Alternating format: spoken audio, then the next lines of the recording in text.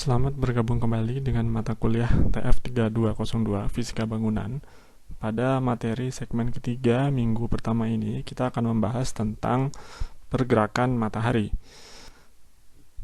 Kita ketahui proyeksi pergerakan matahari itu dapat dilakukan pada bidang dua dimensi, sedemikian sehingga berbentuk proyeksi pada diagram kartesian yang terbagi menjadi dua, yaitu proyeksi ortografis serta proyeksi Waldram. Jadi ini kalau kita perhatikan perbedaannya adalah pada proyeksi ortografis, maka setiap sudut elevasi atau altitude itu diberikan proporsi yang sama.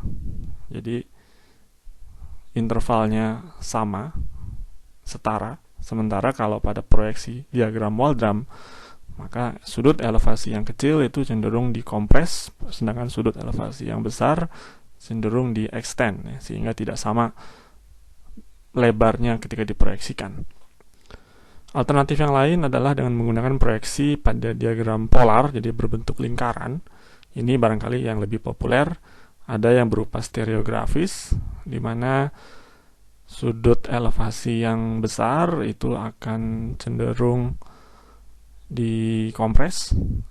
Kemudian proyeksi sferis, di mana sudut elevasi yang kecil justru yang akan dikompres, sementara equidistant itu tidak ada kompresi, ya. Jadi setiap sudut elevasi akan memiliki interval yang sama ketika diproyeksikan pada lingkaran. Kalau kita perhatikan, kalau ini kita ambil diagram proyeksi stereografis, maka diagram gerak matahari itu akan memiliki perbedaan yang cukup signifikan, yang sangat bergantung dari lokasi geografis yang ditinjau.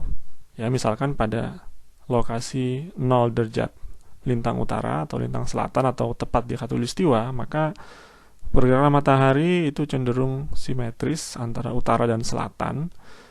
Jadi pada pertengahan tahun, ya sekitar bulan Juni, dia di utara. Pada akhir tahun atau awal tahun, Desember Januari, dia ada di selatan dengan posisi yang hampir simetris. Tapi kalau di wilayah yang misalkan jauh di utara, misalnya 51 derajat utara, maka matahari cenderung lebih banyak berada di selatan.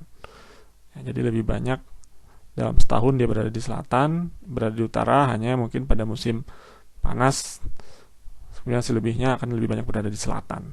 Jadi tidak simetri antara utara dan selatan. Kalau timur dan barat tentunya selalu simetri, tapi utara dan selatan pada umumnya tidak simetri, ya. Kalau di utara lokasinya, maka cenderung matahari banyak berada di selatan dan sebaliknya.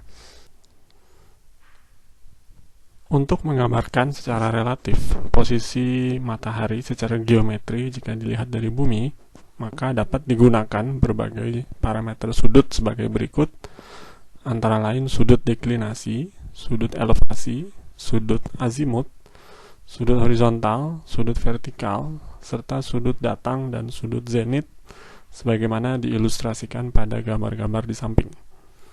Selain itu juga dikenal adanya parameter sudut jam terhadap tengah hari atau HRA dengan persamaan sebagai berikut. HRA adalah 15 derajat kali H-12, dengan asumsi selama 1 jam bumi berotasi menempuh sekitar 15 derajat. Kemudian ada beberapa juga definisi di sini yang diberikan. Sudut deklinasi misalnya tergantung pada posisi waktu hari yang bersangkutan dalam 1 tahun. Kemudian sudut elevasi, ini sudah kita ilustrasikan juga di materi segmen sebelumnya, serta sudut azimut atau orientasi yang dapat kita tentukan dengan persamaan-persamaan tersebut. Kemudian juga sudut horizontal dan sudut vertikal relatif dari matahari yang nanti pada akhirnya dapat kita gunakan untuk memperkirakan apa efek dari posisi matahari terhadap yang dapat dipasang pada suatu konstruksi atau bangunan. Demikian.